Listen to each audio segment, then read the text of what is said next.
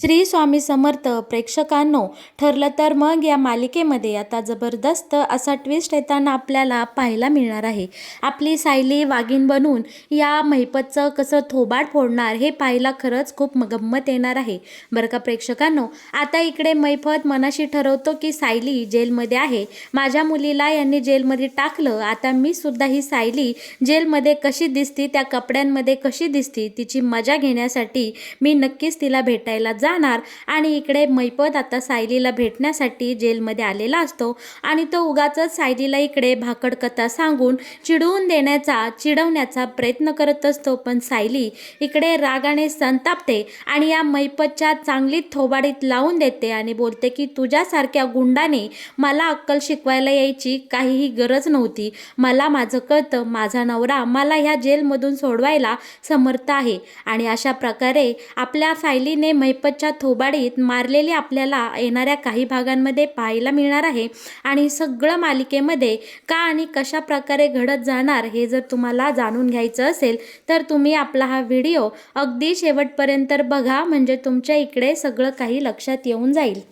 आता इकडे जेलमध्ये सायली झोपलेली असते आणि सायली झोपलेली पाहून प्रियाने इकडे डाव साधलेला असतो.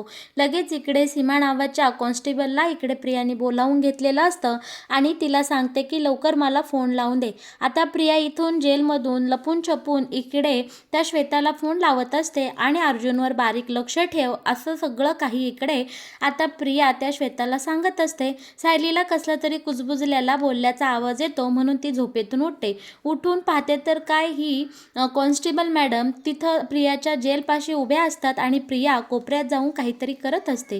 सायलीला संशय येतो की नक्की या दोघींचं चाललंय काय, प्रिया नक्की काय करते. आणि प्रिया इकडे श्वेताला सांगत असते की अर्जुनवर बारीक लक्ष ठेव.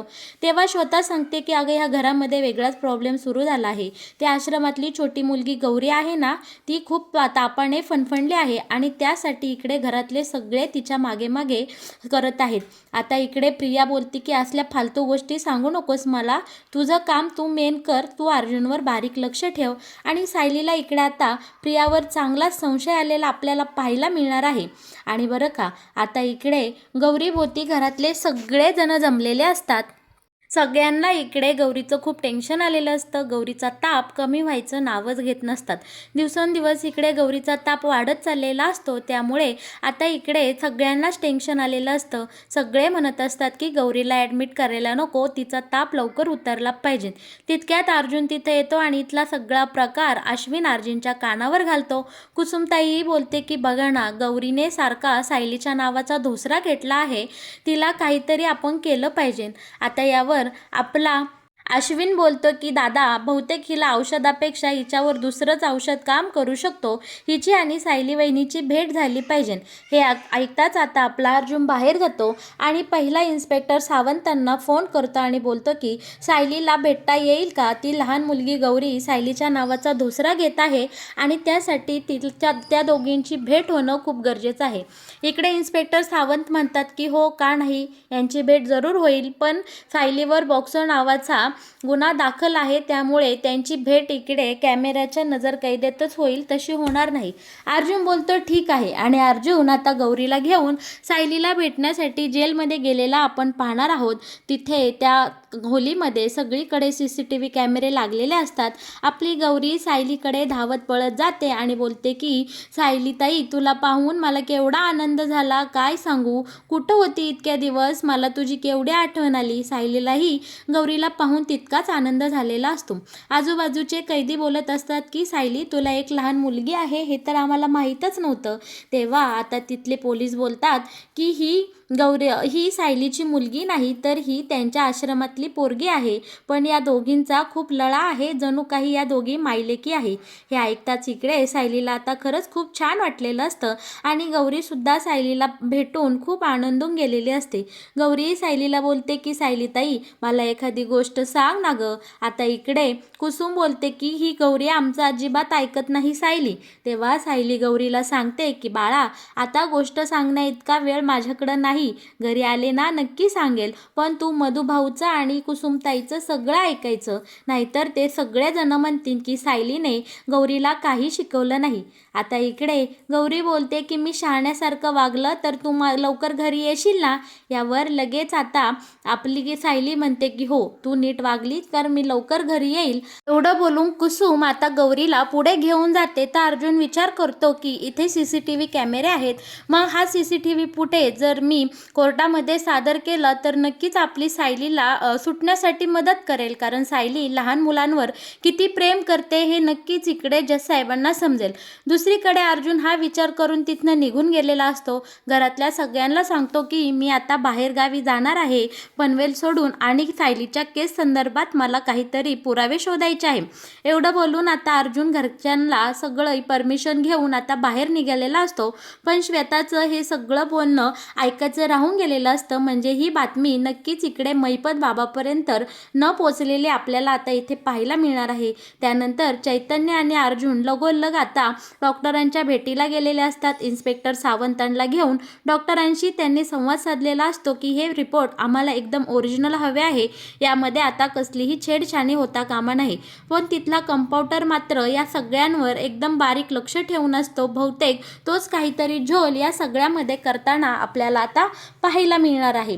बरं का प्रेक्षकांनो, आता इकडे अर्जुन आणि चैतन्य डायरेक्ट वडगावला निघून गेलेले आपल्याला पाहायला मिळणार आहे, आणि तिथे जाऊन ते नक्की सायलीला सुटण्यासाठी काहीतरी ठोस पुरावे सोनमच्या विरोधात घेऊन येताना आपल्याला इकडे पाहायला मिळणार आहे. दुसरीकडे श्वेताचं इथं सुभेदारांच्या घरामध्ये नक्की काय चाललं आहे या सगळ्या बातम्या तिकडे महिपत बापाला पोचवण्याचं काम सुरूच असतं. आणि जेलमध्ये तर काय, ही प्रिया सायलीला टोमणे मारायचा, तिला छळण्याचा एकही इकडे संधी सोडत नसते. ती प्रत्येक वेळी सायलीला कमी लेखून देण्याचा किंवा सायलीने केवढा मोठा गुन्हा केला आहे हे वारंवार तिला सांगण्याचा इथे प्रयत्न करत असते. तिथे जेलमध्ये एक मुलगा खूप रडत असतो आणि त्याची आई त्याला अजिबात प्रेमाने जवळ घेत नसते. तेव्हा सायली त्या दोघांमधून त्या मुलाला समजावून सांगते आणि त्याला खाऊ पिऊ घालत असते. आणि ही प्रिया लगेच बोलते की अहो आशाताई, तुम्ही ह्या सायलीजवळ त्या बाळाला का दिलं? तिने केवढा मोठा गुन्हा केला आहे, तिच्यावर बॉक्स लावला आहे, ती लहान मुलींची तस्करी करते, त्यातून पैसे मिळवते, हे तुम्हाला माहीत नाही का? आणि तिथल्या सगळ्याच आता कैदी असं बोललेल्या असतात की सायलीजवळ बाळाला का दिलं. बरं का, आता इकडे सायली रागाने पेटून उठते आणि प्रियाला बोलते की अजून किती नीचपणाची हद्द गाठणार आहेस ग? बास कर ना, तुझा हा नालायकपणा, नीचपणा तुझ्या तोंडाला येईल ते काही बोलतेस का? आता मात्र इकडे सायलीने प्रियाची चांगलीच लायकी काढलेली असते, पण प्रिया मात्र इकडे सायलीला दाद देत नसते. अखेरीस सायली एक घाव दोन तुकडे करते आणि बोलते की प्रिया, माझ्या नादाला लागायचं नाही बरं का, मी तुला शेवटचं सांगते, माझ्यावरचे गुन्हे जेव्हा सिद्ध होतील तेव्हाच होतील, पण तू स्वतःला जज किंवा कोर्ट समजायचं नाही आणि स्वतःचा निकाल देऊन मोकळं व्हायचं नाही. आज बोललीस, परत जर तू या विषयावर माझ्याशी बोलशील किंवा माझ्या नादी लागशील तर तुला हे खूप महागात पडेल, असं इकडे आता सायलीने प्रियाला चांगलंच धमकावलेलं असतं आणि प्रियाची पार इकडे बोलती बंद केलेली आपल्याला पाहायला मिळणार आहे. सायली आता विचारचक्रात पडलेली असते की नक्की आपल्या ह्या सोनलचं वय काय असेल, नक्की हा प्लॅन माझ्या विरोधात कुणी केला असेल, आणि प्रिया तिथं कोपऱ्यामध्ये बसून काय करते, या सीमाताईचं आणि प्रियाचं सारखं काय बोलणं चालू असतं, या विचारचक्रात आता सायली इकडून तिकडे तिच्या जेलमध्येच आता अशा फेऱ्या मारताना आपल्याला पाहायला मिळणार आहे. आता इकडे त्याच वेळी आशाताई येतात आणि बोलतात की सायली सुभेदार, तुम्हाला भेटायला कोणीतरी आलं आहे. सायली बोलते की आता ह्या वेळी मला भेटायला कोण आलं असेल, पण प्रिया मात्र इकडे घाबरगुंडी होऊन इकडे घाबरू लागलेली असते. ती बोलते की अर्जुन आला असेल का, अर्जुनला काही पुरावे मिळाले असतील का, सायली जेलमधून बाहेर जाईल का, या टेन्शनने आता प्रिया इकडे खूप विचारात पडलेली असते. प्रियाला तर असं हवं असतं की सायली कधीच जेलमधून जाऊ नये, पण पण इकडे आशाताई आता सायलीला घेऊन जातात की तुम्हाला भेटण्यासाठी कोणीतरी आलं आहे. सायलीसुद्धा विचारत असते की मला नक्की कोण भेटायला आलं, आणि पाहते तर काय, इथे सायलीला भेटण्यासाठी साक्षात महिपत बाबा आलेले आपल्याला पाहायला मिळणार आहे. महिपत इकडे सायलीला भेटण्यासाठी आलेला असतो. त्याच्यामध्ये मनामध्ये नक्कीच इकडे कटकारस्थान कपट असतं. महिपत मनाशी बोलत असतो की ह्या सायली सुभेदारमुळे माझ्या मुलीला ह्याच कपड्यामध्ये ह्याच जेलमध्ये खूप दिवस राहावं लागलं. तिची मनाची अवस्था अगदी बिकट झाली होती आणि आता मला ह्या बाईला ह्या कपड्यामध्ये ह्या जेलमध्ये पाहून माझ्या मनाला खूप थंडावा मिळाला. शिवाय ही गरोदर आहे म्हणजे सोन्याहून पिवळं झालं. माझ्या साक्षीचा बदला आज पूर्ण झाला. ही अर्जुन सुभेदारची बायको इकडे या तुरुंगात अशी कायम राहावी अशी माझी इच्छा आहे बरं का. आता इकडे सायली आलेली असते. सायलीला पाहून इकडे महिपत बोलतो की या या या या सायली वहिनी या बसा, मी तुम्हाला आवर्जून वेळात वेळ काढून भेटायला आलो आहे. माझ्या भेटीसाठी लोक रांगा लावून उभ्या असतात आणि मी तुमच्या भेटीसाठी तुम्ही बोलवता आलो आहे. तुम्हाला या कपड्यात पाहून माझे डोळे अगदी तृप्त झाले. माझ्या मुलीला सुद्धा मी या कपड्यात पाहायचो, माझं मन ती तुटायचं आणि आज तुम्हाला या कपड्यात पाहून माझं मन आनंदून गेलं. वाह, काय सुंदर दिसता हो तुम्ही या कपड्यात. आता सायलीला महिपतच्या बोलण्याचा खूप राग आलेला असतो आणि महिपत इकडे काहीही बोलू लागलेला असतो की मला असंच हवं आहे, माझा तुम्हाला आशीर्वाद आहे, तुम्ही या जेलमध्ये कायम असेच सडत राहा आणि तुमचं बाळही तुमच्यासोबत इथे असंच राहो. आता मात्र इकडे सायलीचा पारा अजून चढलेला असतो. सायली इकडे चवताळते, जखमी वाघिणीसारखी डराकते आणि बोलते की काय महिपत, काय बोललास? महिपत, मला आणि माझ्या नवऱ्याला तू काहीही बोल, ते आजवर आम्ही सहन केलं, पण आमच्या बाळाला जर तू असं काही बोलणार असन आणि असले शाप देणार असेल तर तुझी गाठ माझ्याशी आहे. विसरू नको की तुझ्या मुलीला, तुला, आम्ही सगळ्यांना उरून पुरलो आहे आणि तुम्हाला सगळ्यांना एकदा जेलची हवा मी इकडे बरोबर खायला लावली आहे. आणि तू जर हे नीच कृत्य करणार असेल आणि माझ्या बाळाला इथे येऊन तू शिव्या शाप देणार असेल तर तुझं हे मी कधी ऐकून घेणार नाही. आणि सायलीने डायरेक्ट या महिपतच्या तोंडून जसं की शब्द निघाले की तू आणि तुझं बाळ या जेलमध्ये असेच सडत राहा, सायलीने महिपतच्या डायरेक्ट इकडे थोबाडीत लावलेली आपल्याला पाहायला मिळणार आहे. आणि आपल्या सायलीने डायरेक्ट इकडे महिपत बाबाची नांगी ठेचलेली थोबाड फोडलेलं आपण इथे पाहणार आहोत. आणि चवताळलेल्या वाघिणीने महिपतला चांगलंच इकडे घाबरवलेलं असतं आणि बोलतं की अर्जुन सुभेदारच्या बायकोला असं येऊन इथे बोलायची तुझी हिंमत कशी झाली? विसरू नको, मी ॲडव्होकेट अर्जुन सुभेदारची बायको आहे. आज ना उद्या मी या जेलमधून बाहेर येणारच आहे आणि सुटणारच आहे. तुझ्या मुलीसारखा खोटेपणा करून जेलमधून पळून जाणार नाही. मी आहे ती पद्धतशीरपणे या जेलमधून माझी सुटका करून घेणार आहे.